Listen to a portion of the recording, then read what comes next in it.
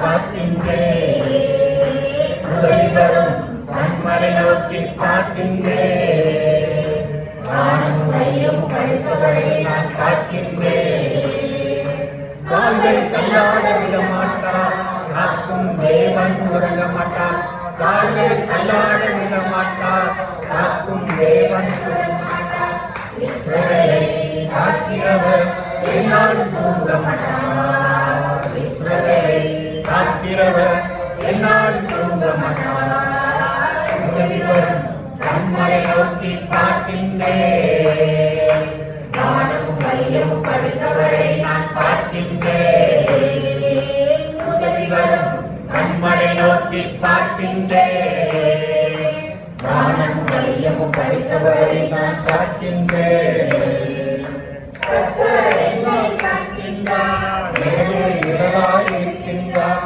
கர்த்தர் என்னை காக்கின்றார் எனது நிழலாய் இருக்கின்றார் பகலிலும் இரவிலும் பாதுகாக்கின்றார் பகலிலும் இரவிலும் பாதுகாக்கின்றார் உதவி வரும் கண்மலை நோக்கி பார்க்கின்றேன் நானும் கையும் படுத்தவரை நான் பார்க்கின்றேன் உதவி வரும் கண்மலை நோக்கி பார்க்கின்றேன் நானும் கையும் படுத்தவரை நான் பார்க்கின்றேன் கர்த்தர் எல்லா தீங்கிற்கும் விலகி என்னை காத்திடுவார் கர்த்தர் எல்லா தீங்கிற்கும் விலகி என்னை காத்திடுவார் அவர் எனது ஆத்துமாவை அனுதினம் காத்திடுவார் அவர் எனது ஆத்துமாவை அனுதினம் காத்திடுவார் உதவி வரும்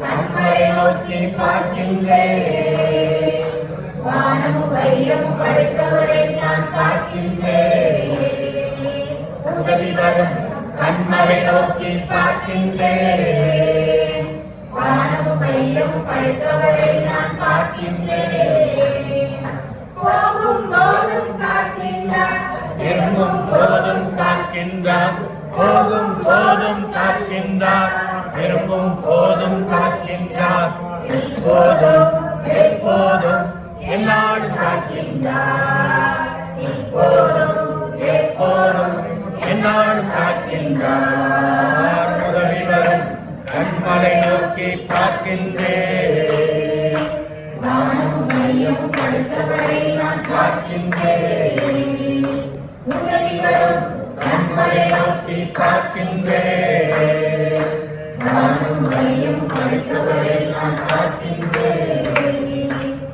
சொல்லி சிந்தித்து அதை குறித்து ஆலோசனை பண்ணி பிரயாசப்பட்டோம். ஆனால் இந்த நாட்களிலே கர்த்தர் நமக்கு அதற்கேற்ற சூழ்நிலைகளை சாதகமாக்கி கொடுத்து நல்ல பிரயாணத்தையும் வருகிறவர்கள் நேர்த்தியாக வந்து இந்த இடத்திலே வந்து ஆண்டவரை ஆராதிக்கும்படியாகவும் அது மாத்திரமல்ல இந்த நாளிலே இந்த பகுதியில் நாம் மதிய வேளையிலே குற்றாலம் பகுதிக்கு செல்ல வேண்டும் என்று சொல்லி ஆவலோடு காத்திருக்கிறோம். அதற்கும் கர்த்தர் நம்மை ஏற்றவாறு காலங்களை ஆயத்தப்படுத்தி தருவார் என்று சொல்லியும் விசுவாசித்து இந்த இடத்திலே நாம் இருக்கிறோம். கர்த்தர் எல்லாவற்றையும் நேர்த்தியாக நடத்துகிறவர்.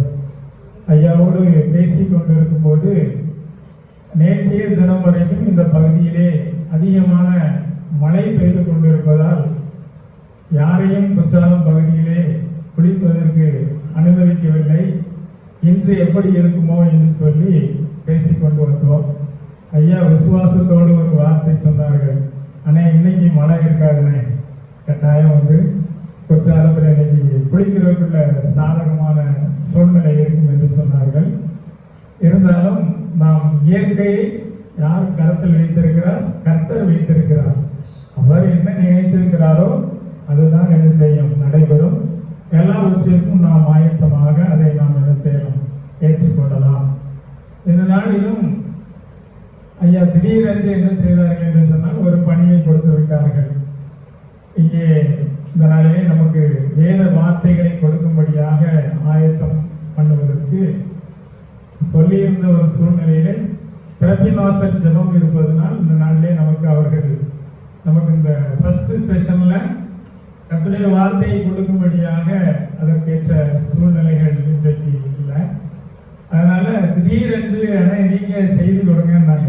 பொதுவாக செய்து கொடுக்க வேண்டும், ஜெபம் பண்ணாதபடி இந்த இடத்துல என்ன செய்ய முடியாது, நிற்க முடியாது. அதற்கென்று ஆயத்தப்பட வேண்டும். ஆனால் காலையிலே ஜெபம் பண்ணோம். பட் இதற்காக இந்த ஊழியத்தினுடைய காரியங்களுக்காக நான் என்ன செய்யவில்லை, செபிக்கவில்லை. ஆனாலும் கர்த்தர் பரிசுத்த ஆவியானவர் இந்த நாளிலே எப்படி இந்த நாளிலே நம்மை நடத்த வேண்டுமோ அப்படி இந்த நாளிலே நம்மை நடத்துவார்.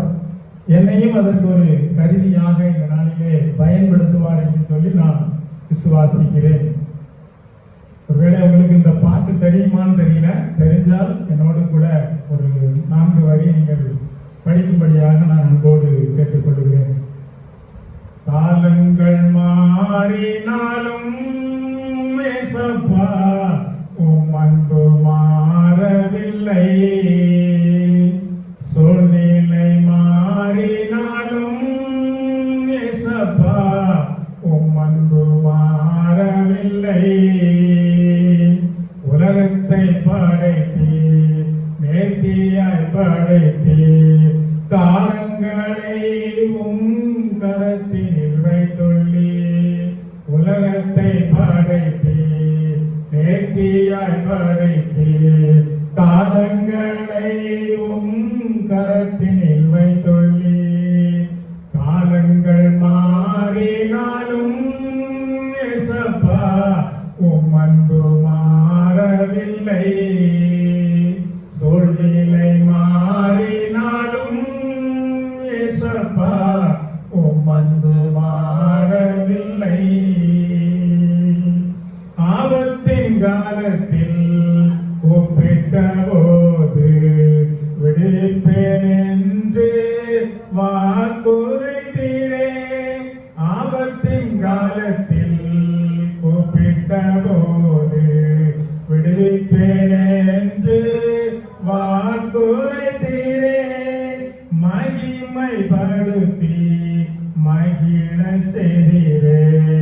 திருப்தியாக வாழச் செய்தீரே. காலங்கள் மாறினாலும் ஏசப்பா உம் அன்பு மாறவில்லை. சூழ்நிலை மாறினாலும் ஏசப்பா உம் அன்பு மாறவில்லை. பொதுவாக இந்த நாட்களிலே எல்லாருடைய வாழ்க்கையிலுமே சில காலங்கள் வருகிறது. அதிலே நாம் பார்ப்போம் என்று சொன்னால் எல்லாருடைய வாழ்க்கையிலையும் இந்த பொருளாத ஒரு உலகத்திலே ஆபத்துகள் என்ன செய்கிறதுன்னா நிறைந்து காணப்படுகிறது. அது ஆபத்தின் காலம் என்று சொல்லி நாம் அழைக்கலாம். அது மாத்திரமல்ல, இரண்டாவதாக நாம் பார்ப்போம் என்று சொன்னால் பஞ்சத்தின் காலங்கள். எல்லாருடைய வாழ்க்கையிலையும் ஒரு குறைவுகள் என்ன செய்யுதுன்னா இருக்குது. எவ்வளவு வசதியா இருந்தாலும் சரி, எவ்வளவு நம்ம பணிகள் செய்தாலும் சரி, எவ்வளவு நம்ம சம்பாத்தியம் செய்தாலும் சரி, சில குறைவுகள் நம்முடைய வாழ்க்கையிலே, வீடுகளிலே, குடும்பங்களிலே இந்த நாட்களிலே காணப்படுகிறதை நாம் பார்க்கிறோம். மூன்றாவதாக நாம் பார்ப்போம் என்று சொன்னால் இக்கட்டு காலம் என்று சொல்லி ஒரு காலம் உண்டு. இந்த இக்கட்டு காலம் என்று சொல்லும் போது ஒரு மனிதனுடைய வாழ்க்கையிலே அதிலிருந்து வெளியே வர முடியாத ஒரு நிலைதான் அந்த இக்கட்டு காலம். இந்த காலத்தையும் ஆண்டவர் என்ன செய்கிறார் என்று சொன்னால் கடந்து வரும்படியாக நமக்கு அநேக அனுகூலமான காரியங்களை வேதத்தினுடைய அடிப்படையிலே நாம் பார்க்கும்போது அதை நாம் அறிந்து கொள்ளலாம். அடுத்தபடியாக 4வது ஒரு காலம் என்ன என்று சொன்னால் நிந்தையின் ஒரு காலம். இதுவும் எல்லா மனிதருடைய வாழ்க்கையிலையும் நாம் நினைப்பதற்கு மேலான சில காரியங்கள் நம்முடைய வாழ்க்கையிலே, குடும்பங்களிலே நடக்கிறது. இப்படி 4 வகையான காலங்கள், இன்னும் அநேக காலங்கள் இருக்கிறது.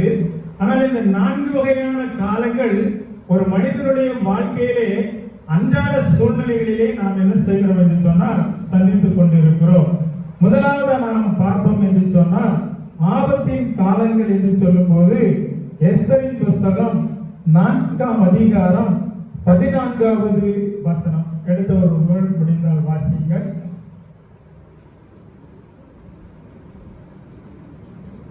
நீ இந்த காலத்தில் மௌனமாய் இருந்தால் யூதருக்கு சகாயமும் ரட்சிப்பும் வேறொரு இடத்திலிருந்து எழும்பும். அப்பொழுது நீயும் உன் தகப்பன் குடும்பத்தாரும் அழிவீர்கள். நீ இப்படிப்பட்ட காலத்திற்கு உதவியாய் இருக்கும்படி உனக்கு ராஜ மேன்மை கிடைத்திருக்கலாமே, யாருக்கு தெரியும் என்று சொல்ல சொன்னான் என்று சொல்லி இங்கே வேதத்திலே இந்த வசனத்தை நாம் வாசிக்கிறோம். இங்கே யாருக்கு ஆபத்து வருகிறது என்று சொன்னால், யூதர்களுக்கு இங்கே ஒரு பெரிய ஆபத்து என்ன செய்கிறது என்று சொன்னால் ஏற்படுகிறது. என்ன ஆபத்து என்று சொன்னால், இந்த ஆமான் என்கிறவன் சதி சூழ்ச்சிகள் செய்து எப்படியாவது யூதர்களை அழித்து விட வேண்டும் என்று சொல்லி எல்லா தேசத்திற்கும் அந்த ராஜாவினிடத்திலே அவன் ஒரு கட்டளையை பெற்று அங்கே அனுப்புகின்ற ஒரு சூழ்நிலையை நாம் வேத புத்தகத்திலே நாம் வாசிப்போம் என்று சொன்னால் அறிந்து கொள்ளலாம். அப்படிப்பட்ட ஒரு நிலையிலே அந்த ஆபத்தின் காலத்திலே அங்கே இந்த ஆபத்திலிருந்து விடுதலை செய்யும்படியாக எஸ்தர் அங்கே ஒரு ராஜ மேன்மை கிடைக்க பெற்று ஒரு யூதருடைய குடும்பத்திலே பிறந்தவள் ராஜாத்தியாக அங்கே அரண்மனையிலே இருக்கிறதை நாம் வேதத்திலே வாசிக்கிறோம். அப்படிப்பட்ட ஒரு நிலையிலே தான் இந்த ராஜாவின் இடத்திலே யாரும் எப்பொழுதும் என்ன செய்ய முடியாதுன்னா சென்று காரியங்களை சொல்ல முடியாது. ஒருவேளை இன்றைக்கு பிரதமர் இருக்கலாம், முதலமைச்சர் இருக்கலாம், ஆனால் அதற்கு ஏற்றவர்கள் தான் அவர்களிடத்திலே இந்த தேசத்திலே நடைபெறுகிற காரியங்களை குறித்து அவர்களிடத்திலே பகிர்ந்து கொள்ள முடியும். அந்த காரியத்தை இப்படி செய்ய வேண்டும் என்று சொல்லி சொல்ல முடியும். ஆனா அந்த இடத்திலே யார் இருக்கிறார் என்று சொன்னால், இந்த யூதர்களை அழிக்க வேண்டும் என்று சொல்லி சொல்லுகின்ற அந்த இடத்திலே யூதர்களை காப்பாற்றும்படியாக அங்கே எஸ்தர் அங்கே ராஜாத்தியாக அவளுக்கு ஒரு மேன்மை கொடுக்கப்பட்டிருக்கிறது. ஆனாலும் அந்த காலங்கள் எப்பொழுது வரும் என்று சொல்லி அங்கே அவள் எதிர்பார்த்து கொண்டிருக்கின்ற ஒரு சூழ்நிலையிலே மொர்தெகாய் அவளிடத்திலே என்ன சொல்லுகிறான் என்று சொன்னால், நீ இப்படி காலம் தாழ்த்தி கொண்டிருந்தால் இந்த ரட்சிப்பும் இந்த சகாயமும் வேறொரிடத்தில் இருந்து வருவதற்கு ஒரு வாய்ப்பாக இருக்கும். ஆனால் நீ முதலாவது என்ன செய்ய வேண்டும் என்று சொன்னால், இதை ராஜாவுக்கு அறிவிக்க வேண்டும் என்று சொல்லி சொல்லுகிறதை நாம் பார்க்கிறோம். அப்படிப்பட்ட ஒரு நிலையிலே அங்கே ராஜாவின் இடத்திலே இந்த வாய்ப்புகள் கிடைக்கும் போது அவள் அங்கே ராஜா பொற்செங்கோலை நீட்டுகின்ற வேளையிலே அவள் அதை என்ன செய்கிறாள் என்று சொன்னால் தொடுகிறாள்.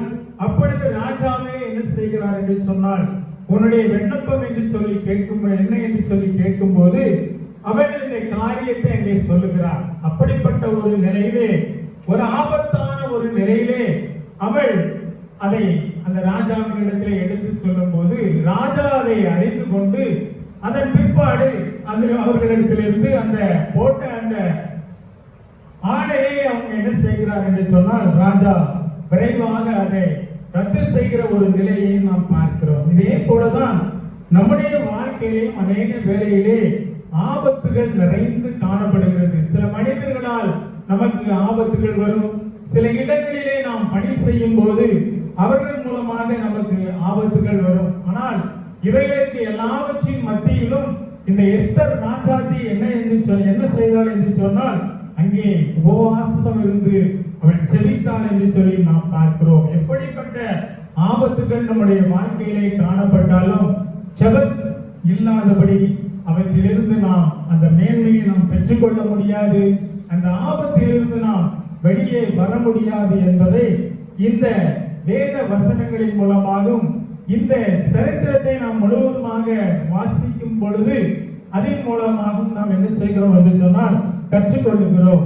அதன் மூலமாக இந்த தேசத்தினுடைய அந்த யூதர்கள் எல்லாரும் ஆண்டவர் நல்ல அனுகூலமான ஒரு சூழ்நிலையை ஏற்படுத்தி கொண்டுவரார். அந்த ஜனங்கள் எல்லாரும் என்ன செய்தார்கள் என்று சொன்னால் மகிழ்ச்சியாக வாழ்ந்தார்கள். அது மாத்திரமல்ல, அதற்கென்று பிரயாசப்பட்ட மொர்தெகாயுடைய வாழ்க்கையிலே ஒரு உன்னதமான ஒரு நிலையையும் ஆண்டவர் என்ன செய்தார் என்று சொன்னால் அந்த மற்ற மக்களுக்கு மத்தியிலே உயர்த்தி அந்த மொர்தெகாயை மேன்மையை செய்து யார் சூழ்ச்சி செய்தார்களோ அவர்கள் மத்தியிலே இந்த மொர்தெகாய் உயர்த்தப்பட்டான் என்பதை நாம் வேதத்திலே வாசிக்கிறோம்.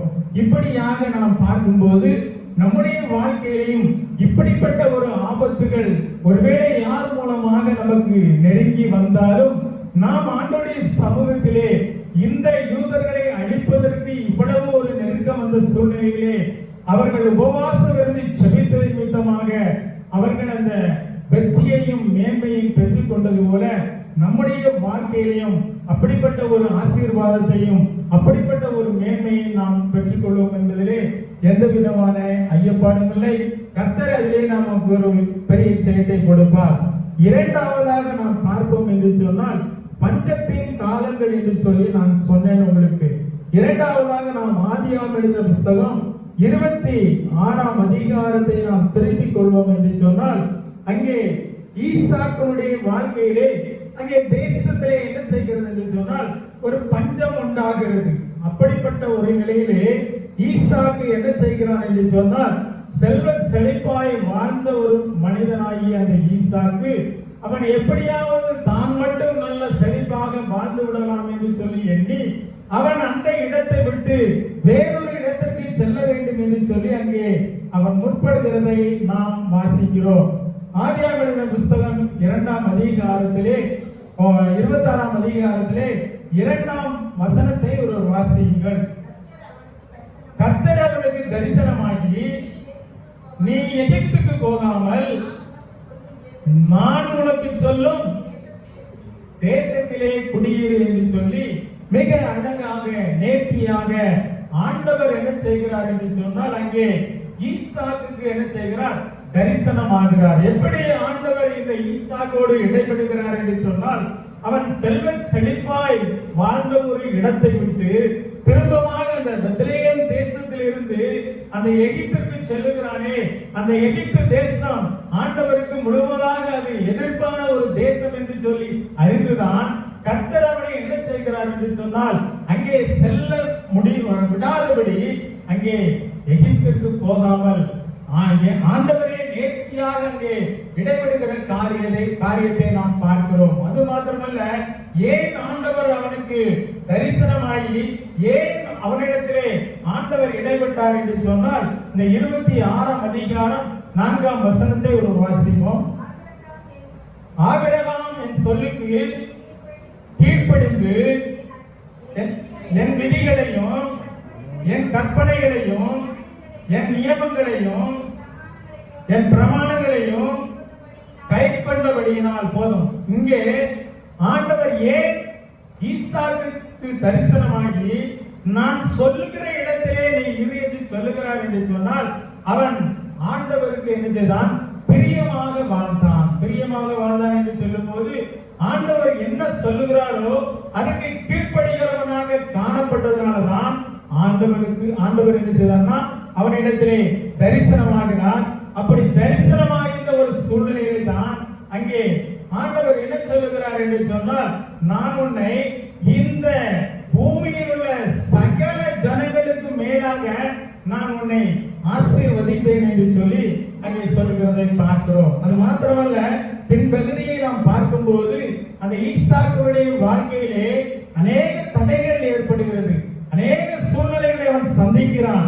அப்படிப்பட்ட ஒரு நிலையிலையும் அவர் எல்லாவற்றிலையும் அந்த ஈசாக்கு வெற்றி சிறந்தவனாக காணப்படுகிறான் என்று சொல்லி ஆதியாகம புத்தகம் 26ஆம் அதிகாரத்தில் இருந்து 12வது வசனத்தில் இருந்து 22ஆம் வாக்கியம் வரைக்கும் நாம் வாசிக்கும் போது அவர் ஈசாக்குடைய வாழ்க்கையிலே எவ்வளவு மேன்மையாக ஆண்டவர் இடைவிட்டு அவன் செய்த காரியங்கள் தடைகள் எல்லாவற்றையும் அந்த பஞ்சமான ஒரு சூழ்நிலையையும் ஆண்டவர் அவனோடு கூட இருந்ததினால் அவனை அங்க சிறப்பாக நடத்தி அவனை மேன்மையாக எல்லார் மத்தியிலும் தனக்கு விரோதமாக வந்த எல்லா ஜனங்களின் மத்தியிலேயும் அவன் வெற்றி சிறந்தான் என்பதை வேதத்திலே நாம் வாசிக்கிறோம். அதே போலதான் நம்முடைய வாழ்க்கையிலேயும் நாம் சில வேளைகளிலே பல இடங்களுக்கு நாம் என்ன செய்யலாம்? சென்று விடலாம்.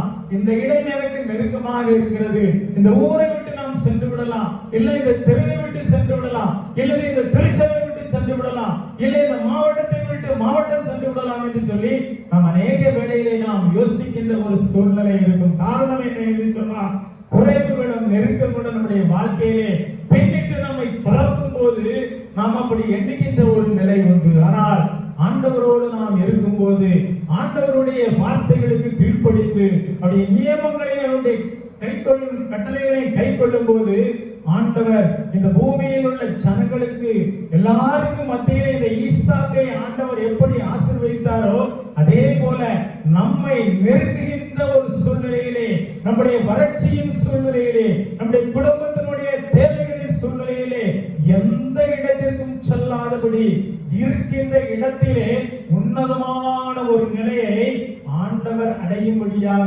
நமக்கு கிருபை செய்வார். எப்பொழுது செய்வார் என்று சொன்னால், நாம் அவருடைய கட்டளைகளை கைக்கொள்ள வேண்டும். ஒருவேளை நாம் இந்த நாட்களிலே நம்முடைய திருச்சபைகளிலே நாம் அங்க வைக்கிறவர்களாக காணப்பட்டால், ஆண்டவர் நம்மிடத்திலே எப்படி இடைவெளியும் என்று பட முடியும் என்று சொன்னாலும், ஆண்டவர் நம்மளை எப்படி ஆசீர்வதிக்க முடியும் என்று சொன்னாலும், நாம் ஆலயத்தை நேசிக்கிறவர்களாக காணப்பட வேண்டும்.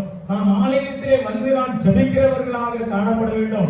வேதத்தினுடைய வார்த்தைகளுக்கு கீழ்ப்படுகிறவர்களாக காணப்பட வேண்டும். ஜெபிக்கிறவர்களாக காணப்பட வேண்டும். எல்லா ஆலயத்தினுடைய திருச்சபையினுடைய ஒழுங்குமுறைகளை கை கொள்கிறவர்களாக நாம் காணப்படும் போது, நம்முடைய வாழ்க்கையிலேயோ நம்முடைய குடும்பத்திலேயோ ஏதோ ஒரு குறைவுகளோ, ஏதோ ஒரு பஞ்சமான ஒரு நிலை, ஒருவேளை இந்த இடத்தை விட்டு சென்று விடலாம் என்று சொல்லி இருதயத்திலே பிசாசு கொண்டு வருகின்ற அந்த ஒரு நிர்பந்தமான ஒரு நிலையிலே கர்த்தரே தரிசனமாகி உங்களுடைய வாழ்க்கையில் அதே இடத்திலே இருக்க செய்து, அதே இடத்துல ஆண்டவர் யார் உங்களை அற்பமாய் எதிர்பார்த்தார்களோ, யார் இவன் ஓடிவிடுவான் என்று சொல்லி எதிர்பார்த்தார்களோ, யார் இவன் எப்பொழுது விழுந்து விடுவான் என்று சொல்லி நினைத்தார்களோ, அவர்கள் மத்தியிலே இது ஈசாக்கை போல நீ அதே இடத்துல நீ இருக்கும்போது, உன் தேவனாகிய கர்த்தர் எதை நினைக்கிறாரோ, எதை எதிர்பார்க்கிறாரோ உன்னிடத்திலே, அதை நீ செய்யும் போது நிச்சயமாக ஆண்டவர் உங்களுடைய வாழ்க்கையிலே இந்த பஞ்சமான ஒரு நிலையிலையும் நிர்பந்தமான ஒரு நிலையிலையும் உங்களை மேன்மைப்படுத்தி ஆண்டவர் அதே இடத்திலே, உன்னதமான இடத்திலே, எல்லாரும் ஆச்சரியப்படத்தக்கத்திலே, இவனா இவ்வளவு இறந்து விட்டான், இவன் குடும்பம் இப்படி இருந்தது, இவன் இப்படி வாழ்க்கையிலே கஷ்டப்பட்டான், இன்று இப்படி உயர்த்தப்பட்டானா என்று சொல்லி அநேகர் பார்க்கிற விதமாக ஈசாக்கை போல தொடர் தோல்விகளை வெற்றி சிறக்க கர்த்தர் உதவி செய்வார். எப்பொழுது செய்வார்? நாம் அவருடைய பிள்ளைகளாக அவரை நோக்கி பார்க்கும் போது, அவருடைய வார்த்தைகளுக்கு கீழ்ப்படியும் போது ஆண்டவர் கிருபை செய்வார். மூன்றாவதாக நாம் பார்ப்போம் என்று சொன்னால், இக்கட்டு காலம் என்று சொல்லி நான் உங்களிடத்திலே சொன்னேன். எல்லா மனிதனுடைய வாழ்க்கையிலும் ஒரு இக்கட்டு காலம் என்ன செய்யும் என்று சொன்னால் வரும். 2 ராஜாக்களின் புத்தகம் 20ஆம் அதிகாரம்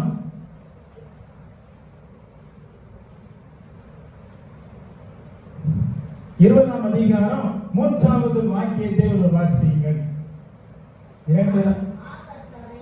கர்த்தாவே, நான் உமக்கு முன்பாக உண்மையும் மன உத்தமமாய் நடந்து உமது பார்வைக்கு நலமானதை செய்தேன் என்பதை நினைத்தருளும் என்று விண்ணப்பம் பண்ணினான். எசேக்கியா மிகவும் அழுதான் என்று சொல்லி நாம் பார்க்கிறோம். முந்தின அதிகாரங்களை நாம் எல்லாரும் வேதத்தை நன்றாக வாசித்திருப்போம், நன்றாக தியானித்திருப்போம்.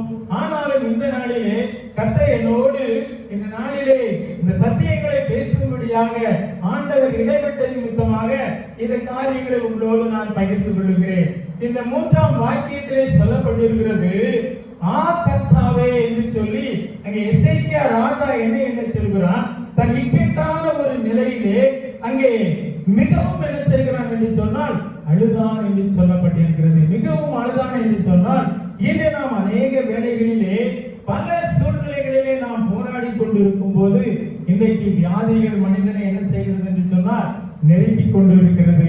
ஒரு மனிதனுடைய வாழ்க்கையிலே திடீரென்று பார்த்தால் எப்பொழுது என்ன நடக்கிறது என்று சொல்லி தெரியாது. 2 நாட்களுக்கு முன்பதாக ஞாயிற்றுக்கிழமை இரவு 10 மணிக்கு நான் என்ன செய்கிறேன் என்று சொன்னால், என்னுடைய மகள் இருக்கக்கூடிய என்னுடைய கொழுந்தியாருடைய வீட்டிலே அங்கே நான் பார்த்து விட்டு அந்த நாட்களிலே என்னுடைய வீட்டிற்கு வந்து நான் என்ன செய்கிறேன் என்று சொன்னால் படுத்திருக்கிறேன். திடீரென்று 1:15 மணிக்கு ராத்திரி தூங்கிக் கொண்டு இருக்கும் போது ஒரு போன் வருகிறது. என்னடா இரவு நேரத்துல போன் வருது என்று சொல்லி தலைக்கு அருகில் இருந்த போனை எடுத்து பார்க்கும்போது அங்கே இருந்து அவருடைய மகன் அழுது கொண்டு அம்மாவுக்கு திடீரென்று ஒன்றுமில்லாமல் வாய்கள் நுரை தள்ளி கொண்டு மிகவும் மோசமாக இருக்கிறார்கள் என்று சொல்லி ஒரு போன்.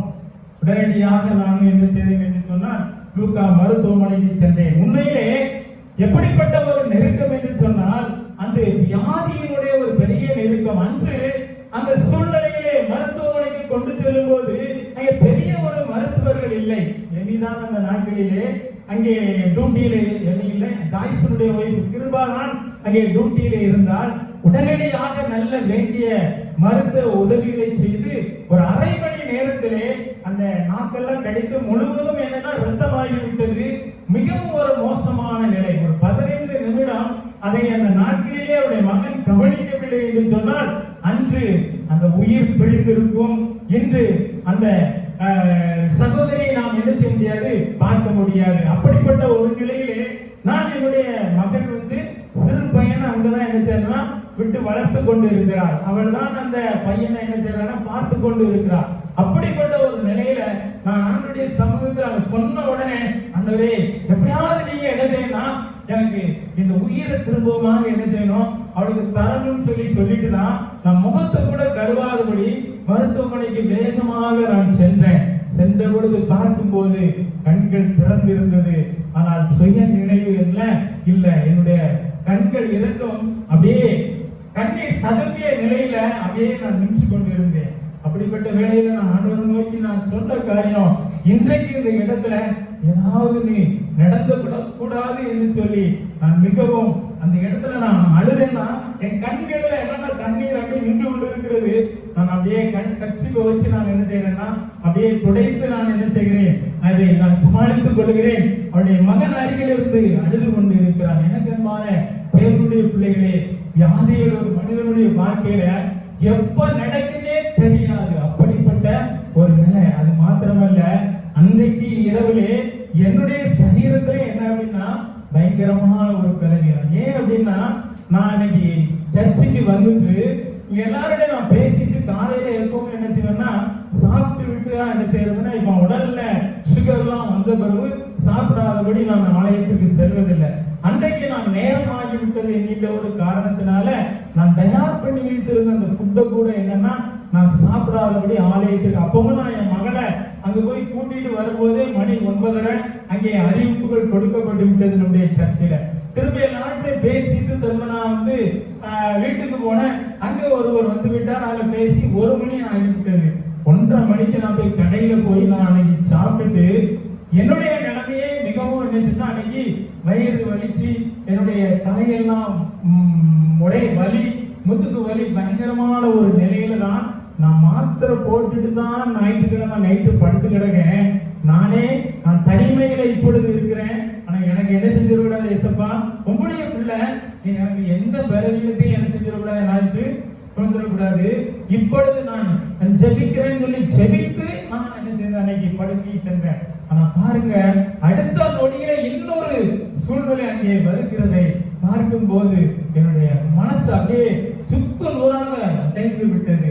ஆனா ஆண்டவரிடத்துல நான் ஒன்றுதான் சொன்னேன், எந்த சூழ்நிலையிலையும் இந்த இக்கட்டான நிலையில எப்படியும் ஒன்று நடக்கக்கூடாது. இந்த வியாதியில் இருந்தவ என்ன செய்யணும்னா எப்படியாவது விடுதலை பெறணும் அப்படின்னு சொல்லி நான் செபித்தேன். உண்மையிலே ஆண்டவர் நேற்றைய தினத்திலே அவளுக்கு நல்ல ஒரு சுகத்தை கொடுத்திருக்கிறார். அவள் திரும்பமாக மருத்துவமனையில் டிஸ்சார்ஜ் செய்து தன்னுடைய வீட்டு பணிகளை செய்ய முடியாத ஒரு நிலையில இருந்தாலும் ஆண்டவர் ஜீவனை கொடுத்து அந்த சகோதரி அங்கே நேற்று அழைத்து வந்திருக்கிறார். ஏன் நான் இதை சொல்லுகிறேன் என்று சொன்னால், நாம் பெருமை பாராட்டுவதற்கு ஒன்றுமே இல்லை. சில நேரத்தில் நம்ம நினைப்போம், நான் தான் பெரியவன், என்னுடைய சரீரத்தில் அவ்வளவு பலம் இருக்குன்னு சொல்லி நினைப்போம். ஒரு செகண்ட்ல நம்ம உண்கின்ற ஒரு ஆகாரத்தின் நிமித்தமாக கூட பிசாசு நம்முடைய வாழ்க்கையிலே சோதனைகளை கொண்டு வந்துடுவான். அதே போல இந்த எசேக்கியா ராஜாவுடைய வாழ்க்கையில பார்த்தீங்கன்னா அவன் எவ்வளவோ நல்லதை என்ன செய்யறா முந்தைய அதிகாரங்களை வாசிக்கும் போது செய்திருக்கிறான். ஆனா அவனுடைய வாழ்க்கையில பார்த்தா அங்கே ஒரு உயிருக்கு போராடுகின்ற ஒரு நிலை அங்கே என்ன செய்கிறது காணப்படுகிறது. நல்ல ஒரு மனிதனுடைய வாழ்க்கையிலே அங்கே தீர்க்கதரிசி என்ன செய்கிறார் என்று சொன்னால், ஏசாயா தீர்க்கதரிசி சென்று உங்களுடைய வீட்டு காரியத்தை நீர் ஒழுங்குபடுத்தும் என்று சொல்லும் போது எவ்வளவு ஒரு கஷ்டமான ஒரு நிலை யோசித்து பாருங்கள். ஆனால் அந்த ஒரு சூழ்நிலையிலையும் அந்த எசேக்கியா ராஜா என்ன செய்கிறான் என்று சொன்னால், ஆண்டவரை நோக்கி பார்த்தான். ஆண்டவரை நோக்கி பார்த்தான். நான் எப்படி உமக்கு உத்தமமாய் உமக்கு நான் ஊழியம் செய்தேன், உம்முடைய பிள்ளைகளை இந்த அந்நிய தேசத்திலே அவர்கள் சனகரிப்பு ராஜா நெருக்கும் போது நான் எவ்வாறு அதை மேற்கொண்டேன், அதற்கு நீர் எனக்கு என்ன செய்தீர், பலன் கொடுத்தீர். ஆனால் இப்பொழுதோ இந்த எதிரிகள் எல்லாரும் என்னை ஏளனமாய் பார்க்கும்படி, இந்த உலகாய் சிரிக்கும்படியாக எனக்கு இப்படி ஒரு நிலை ஏற்பட்டது என்று சொல்லி அவன் என்ன செய்யலாம், நினைத்திருக்கிறான். அப்படி நினைத்திருக்கின்ற ஒரு வேளையில் தான் அவன் என்ன செய்கிறான், அப்படியே அழுது கொண்டு இருக்கும் போது அதே தீர்க்கதரிசி சொல்லிவிட்டு என்ன செய்கிறான், அவன் பாதி முற்றத்தை தாண்டுகின்ற ஒரு வேளையிலே அதே கர்த்தர் ஒழுங்குபடுத்துவன் வீட்டு காரியத்தை என்று சொல்லி அவன் உயிர் புரிய போகிறது என்பதை உணர்த்திய அதே தேவன் அவனுடைய அழுகையின் சத்தத்தை கேட்டு அவனுடைய கண்ணீரை கண்டு ஆண்டவரே அவனுக்கு இறங்கி அவனுடைய வாழ்க்கையில என்ன செய்தான் என்று சொன்னால், ஆண்டவர் அற்புதமாக உயிரை கொடுத்தார் என்று சொல்லி பார்க்கிறோம். அது மாத்திரமல்ல, அங்கே சொல்லப்பட்டிருக்கிறது, உன் விண்ணப்பத்தை கேட்டேன், உன் கண்ணீரை கண்டேன், உன்னை குணமாக்குவேன், நீ கர்த்தருடைய ஆலயத்திற்கு போவாய். அல்லேலூயா. எனக்கான தேவனுடைய பிள்ளைகளே, நம்முடைய வாழ்க்கையில பலவீனங்கள் வரும்போது அந்த பலவீனத்தின் மத்தியிலே நாம் ஆண்டவரோடு இருக்கும்போது ஆண்டவர் நம்மிடத்திலே உண்மையிலே எல்லா பலவீனத்திலிருந்து விடுதலை கொடுத்து, நீங்க யாரை விசுவாசித்து நான் இந்த ஆலயத்திலே எனக்கு இந்த நன்மை கிடைத்தால் நான் ஆண்டவருக்கு மகிமை செலுத்துவேன், நான் ஆண்டவருக்கு நன்றி செலுத்துவேன் என்று சொல்லி நாம் ஆண்டவரோடு நாம் பொருத்தனை பண்ணி ஜெபிக்கும் போது அந்த ஆண்டவர் நீங்கள் ஆலயத்திற்கு போகும்படியாக ஆண்டவர் உங்களுக்கு என்ன செய்வார்னா நன்மைகளை செய்வார். அதே இடத்திலே நீங்கள் ஆண்டவருக்கு மகிமைகளை செலுத்தினீர்கள். அதுதான் வேதம் நமக்கு கற்றுத் தருகிறது. எவ்வளவு பெரிய சூழ்நிலையா இருக்கும், கண்ணீரின் ஜெபம் ஒரு மனிதனுடைய வாழ்க்கையிலே கண்ணீரை மாற்றும். விசுவாசிக்க வேண்டும். விசுவாசி பதறான் என்று சொல்லப்பட்டிருக்கிறது.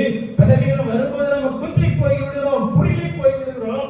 ஆனால் வேதம் நமக்கு என்ன கற்றுக் கொடுக்கிறது என்று சொன்னால், நாம் விசுவாசத்திலே நிலைத்திருந்தால் நாம் எல்லாவற்றையும் என்ன சொன்னால், இழந்த காரியங்கள், நடக்க போற காரியங்கள், நடந்து கொண்டிருக்கிற காரியங்கள், இவை எல்லாவற்றிலும் ஆண்டவர் நமக்கு மேன்மைகளையும் கனத்தை கொடுத்து ஆண்டவர் நம்மை ஆசீர்வதிப்பார். கடைசியாக நான்காவது ஒரு காரியம், நிந்தையின் காலம் என்று சொல்லி, எனக்கு தேவனுடைய பிள்ளைகளே, இந்த நிந்தையின் காலம் எல்லாருக்கும் என்ன செய்யணும்னா காணப்படுகிறது. நிந்தையின் காலம் என்கும்போது அது ஒரு வீட்டுல அழுகையின் காலம் என்றே சொல்லலாம். ஏன்னா நம்ம 1 சாமுவேலின் புஸ்தகம் 1ஆம் அதிகாரத்தை நம்ம எடுப்போம் என்று சொன்னால், 1 சாமுவேல் 1ஆம் அதிகாரம் 7வது வசனம். 1 சாமுவேல் 1ஆம் அதிகாரம் 7வது வசனத்தை ஒரு வாசிங்க. அவன் கர்த்தருடைய ஆலயத்திற்கு போகும் சமயத்திலே அவன் வருஷந்தோறும் அந்த பிரகாரமாய் செய்வான். இவன் அவனை மனமடி ஆக்குவாள். அப்பொழுது அவள் சாப்பிடாமல் அழுது கொண்டிருப்பாள் என்று சொல்லி இங்கே வேதத்திலே நாம் அழகாக வாசிக்கிறோம். யாரை குறித்து வாசிக்கிறோம்? இங்கே அன்னாளுடைய வாழ்க்கை குறித்து நாம் வாசிக்கிறோம். வருஷந்தோறும் பண்டிகை காலம் என்ன செய்கிறது என்று சொன்னால் அங்கே வருகிறது. பண்டிகை காலத்திலே எல்லாரும் நாம ஆலய பிரதிஷ்டை வருகிறது என்று சொன்னால் மகிழ்ச்சியாக நாம் என்ன செய்வோம், ஆலயத்திற்கு செல்லலாம் என்று சொல்லி நாம் வாஞ்சிப்போம். அதற்கென்று நாம் பிரயாசப்படுவோம். அதற்கென்று நாம் எல்லாவற்றையும் ஆயத்தம் செய்வோம். அப்படிப்பட்ட ஒரு நிலையிலே இந்த அன்னாள் வருஷந்தோறும் ஆலயத்திற்கு செல்லுகின்ற ஒரு சூழ்நிலையிலே அப்பொழுதுதான் அவள் ஆலயத்திற்கு செல்ல முடியாதபடி அவளுடைய வாழ்க்கையிலே பிசாசானவன் அவள் குடும்பத்தில் இருந்து ஒரு மனவெடிவை உண்டாக்குகிறதை நாம் பார்க்கிறோம். அநேக வேளைகள்ல ஆலயத்திற்கு செல்லும் போதுதான் சில தடைகள் என்ன செய்யணும் வரும். ஆலயத்துக்கு போகும்போது யாராவது ஒருத்தங்க நினைச்சாங்கன்னா குறுக்கே வருவாங்க. யாராவது ஒருத்தங்க நினைச்சாங்கன்னா ஒரு ஒரு இடைஞ்சலுக்கு வருவாங்க. அதே போலதான் இந்த அன்னாளுடைய வாழ்க்கையிலே அவள் குடும்பத்திலே இருக்கிறவளே அங்கே ஒரு இடைஞ்சலுக்கு வருகிறதை நாம் பார்க்கிறோம். அவள் என்ன காலத்திலே இருக்கிறாள் என்று சொன்னால் அதை நாம் எல்லாரும் அறிந்த ஒரு காரியம்தான். அவளுடைய வாழ்க்கையிலே ஒரு குடும்பத்திலே ஆசீர்வாதம் இல்லாத ஒரு நிலையிலே அவள் காணப்படுகிறாள். இன்றைக்கு கூட வாழ்ந்து கொண்டிருக்கிற உலகத்துல ஒரு குழந்தை இல்லாதவளை பார்த்தாச்சுன்னா ஏளனமாய் பார்க்கின்ற ஒரு அநேக ஜனங்கள் உண்டு. அவர்கள் மத்தியிலே கடந்து செல்வதை தடுக்கின்ற ஒரு காலங்கள் உண்டு. இப்படியெல்லாம் இருக்கின்ற ஒரு சூழ்நிலையிலே அவளுடைய வாழ்க்கையிலே எவ்வளவு நிந்தையான ஒரு சூழ்நிலையை அனுபவித்திருப்பார்.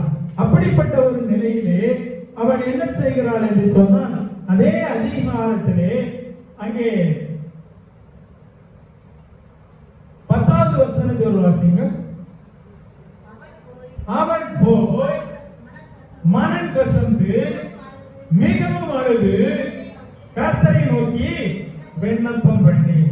அப்ப நிந்தையின் காலத்திற்குள்ளே நம்முடைய வாழ்க்கையிலே நாம் இருந்து கொண்டிருப்போம் என்று சொன்னால் வேதம் நமக்கு கற்றுத்தருகிற காரியம் என்ன என்று சொன்னால் முதலாவது நாம் என்ன செய்யணும்னா மனம் கசந்து அழுது மிகவும் அழுது.